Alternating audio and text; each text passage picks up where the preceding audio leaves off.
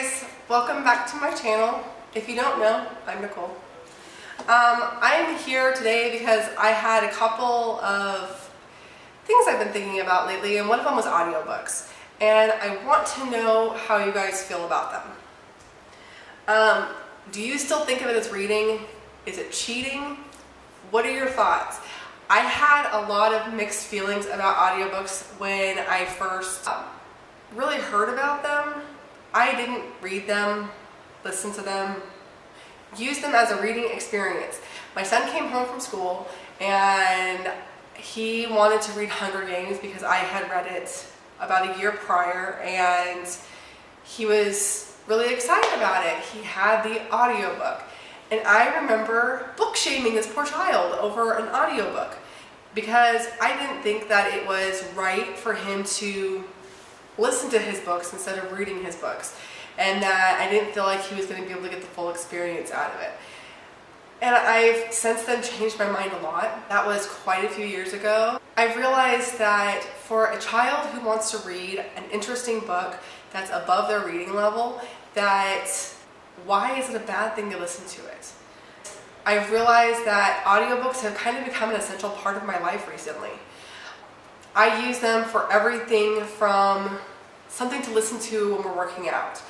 It blew my husband away. So much so that I ended up laughing hysterically because we were at the gym.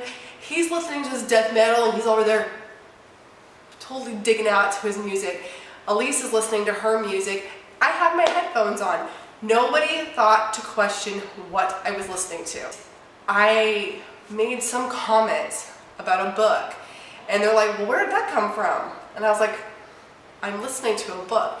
They're like, wait a minute, you mean to tell me that we're sitting here struggling to lift these stupid heavy weights, and we have to listen to death metal to pump ourselves up to be able to lift them? And you're listening to a book. And I said, yes, I am. I was listening to the end of the Hush Hush series. And I listened to the last two books while we were working out. And when we're doing our warm-ups, we're doing our cardio, I'm listening.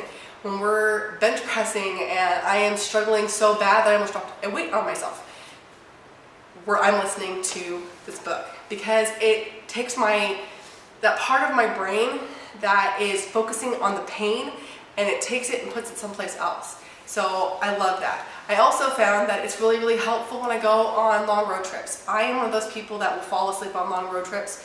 They are very unpleasant for me. I did them for a long time. I drove from Florida to Mexico. I've driven all over Florida from one end to the other. We went to Virginia and back again. I fly a lot. We're going to be flying again pretty soon. We drove from Florida to Atlanta, flew from Atlanta to Chicago, from Chicago to Japan, from Japan to here. And between the movies and my audiobooks, total lifesaver. And I realized that audiobooks are just as fulfilling an experience as actually reading a book. And for those people who may have issues with reading, it's even better. I have issues with reading. I'm a very slow reader. I have learning disabilities. My kids have learning disabilities that revolves around reading. I read really slow because of it. For me to be able to get 8 books in 1 month, half those books need to be listened to. It makes the time go faster. It's so much more fun for me. I do it when I sew. I love sewing. It takes me days to make these big elaborate projects. And if I just sat there listening to the thrum of my sewing machine, I would go crazy. My books are a savior. So I've had a total 180 view change on audiobooks. My son's is really, really into this game called BioShock, and he was really interested in Fahrenheit 451 because that's what the video game is based off of, is this book. But it's an older book and he was worried about reading it. So we borrowed it from the library and he's listening to the audiobook. And I think that's a very valid way to get him into reading, because right now he says he's not a reader because he doesn't find anything he likes to read. And so we're trying to revamp the way he thinks about books by letting him read something that he would be interested in listening to on an audiobook. Listening to audiobooks usually falls into 3 different categories. One of them is rereads. If it's a book that I'm interested in, that I've read before, but I just don't feel like rereading it, I'll listen to it. I need to catch up on the City of Bones series. The Mortal Instruments, the entire universe. I only read the first trilogy, the first original 3, City of Bones, City of Ashes, City of Glass. So I really, really want to finish the whole series off, but I don't really want to read the whole book again because it's a very big book. So we were out in the middle of nowhere. We were on a long road trip, and I needed something to listen to because the boys that I was driving around from Pensacola to Jacksonville were playing video games and farting up my car. And I was digging through Audible and found out that City of Bones is there, and I had credit. So I bought the first book on my credit and started listening to it, and realized this is going to be a really wonderful way for me to reread a series that I haven't read in years, so that way I can catch up in a fun, different way and continue on with the series. The second one that I've noticed that I do a lot is I will listen to books that I can't get myself to read. So Hush Hush was a wonderful example. I had that book, and I actually have that book, and I've never read it because I just couldn't bring myself to start it. Cinder, for some reason, I checked that book out from the library like 4 times. I had seen it all over the place for like a year and a half, and I wanted to read this book, but I just could not bring myself to actually read it. I would check it out from the library. I would see it on the store shelves long before I knew BookTube existed. But this book has been on my radar forever. And about 2 years ago, we were on our way to Mexico for a mission trip, and I went to the library, and they had a bunch of audiobooks. They had audiobooks for the first 2, and I went ahead and checked them out, not realizing how long they were and how much time I was going to need to read them. But I put them on when I got in the car. I drove from Florida all the way to Mexico and listened to 1.5 books, and I loved it. Cinder is one of my favorite series now because of it. And on the way home, I got the 3rd one. I didn't check it out from the library because I didn't have a library accessible to me, so I opened up Audible and I went ahead and got it that way. And I ended up buying the first 2 books as well as the rest of them. I absolutely loved it, and I realized that audiobooks are wonderful for those books that you've been wanting to read, but that every time you pick up, you just can't seem to read it. Something about listening to it, it's a whole different experience, especially when you have a book like Cinder, who has an incredible narrator. Her voice is just, I love it so much. I will listen to any book that she has. I have Heartless, and I have every intention of reading that book, but I may just listen to it because I love her voice so much, and she narrates that one as well. And then the 3rd audiobook that I think is essential to read, to listen to, I think it's essential to listen to instead of reading in general, is personal memoirs. I started off listening to memoirs. I listened to Mindy Kaling. I listened to a couple of hers on one long road trip because I wasn't sure what to listen to. Nothing was really sparking my interest, and I thought it sounded like it would be funny. So I listened to both of hers, and they were wonderful.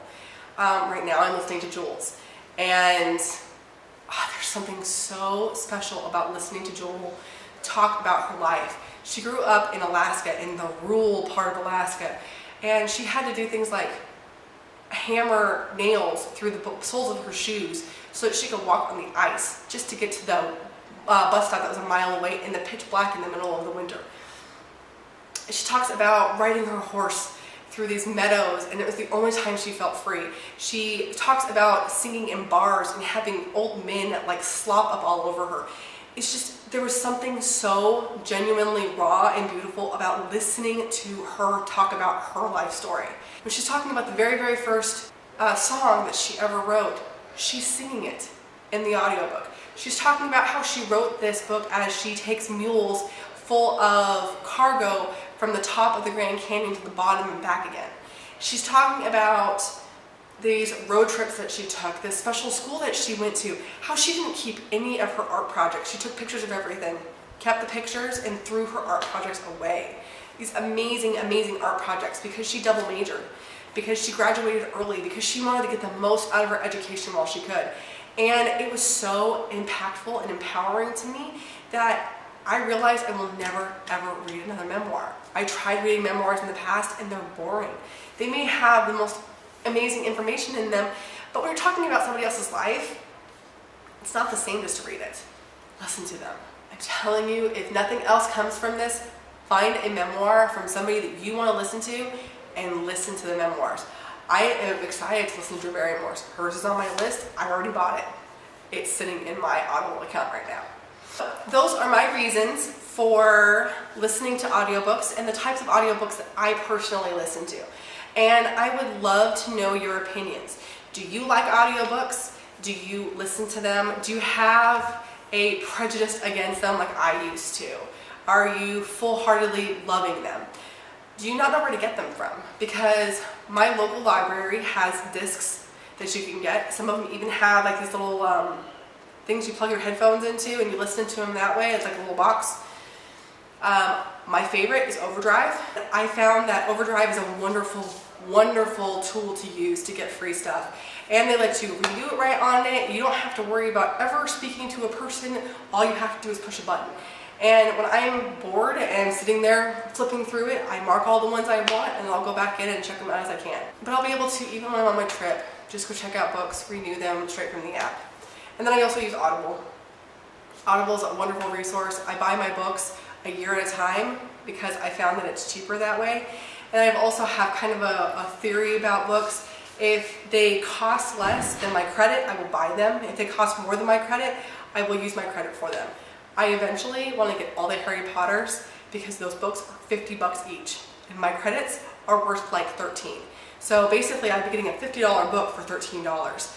But I don't use my Audible credits as often as I use Overdrive because I like being able to just sample books, whereas the Audible, my money is going into it. You can return those books, but I do use Audible for books that I want to keep. But for anything that I would normally want to check out from the library or that I'm just, my heart is not into owning it, I will use the library app for that. And so Overdrive is great.